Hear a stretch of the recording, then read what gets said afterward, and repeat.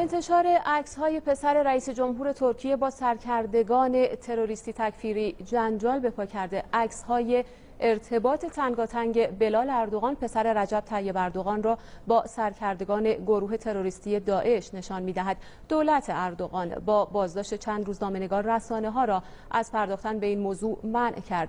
اسکات ریکارد، مأمور سابق سرویس اطلاعاتی آمریکا، هم گفت ترکیه با خودروهای ویژه سازمان ملل تروریست و تسلیحات به سوریه منتقل می‌کند و به ازای آن نفت از داعش می‌گیرد.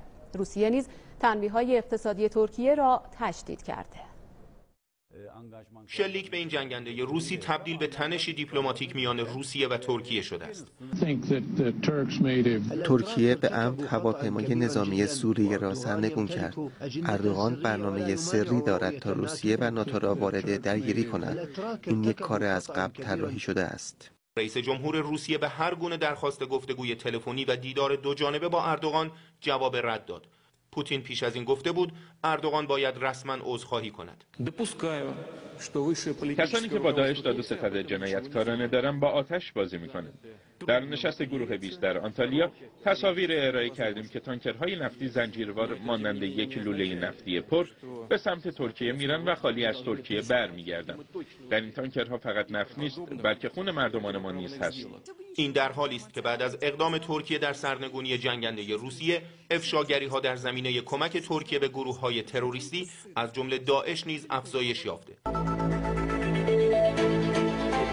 رسانه‌های روسیه با اعلام خبر همکاری خانواده اردوغان از جمله پسرش با داعش به انتشار عکس‌ها و تصاویر و فایل‌های صوتی پرداختند که پرده از همکاری آنها با سران تروریست‌ها برمی‌داشت.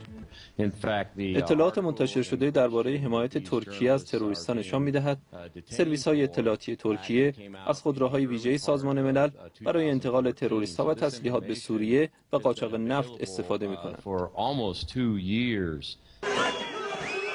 دیروز همزمان با انتشار خبر دستگیری خبرنگار و سردبیر روزنامه جمهوریت، موج تازه‌ای از ناآرامی‌ها در شهرهای بزرگ ترکیه از جمله استانبول، آنکارا و آنتالیا شکل گرفت.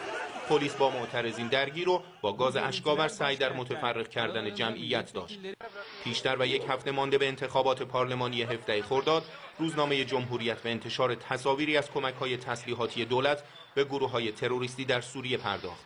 همان مسئله عامل اصلی ناکامی حزب عدالت و توسعه در دور نخست انتخابات بود. حالا خبرنگار و سردبیر آن روزنامه بازداشت شدند.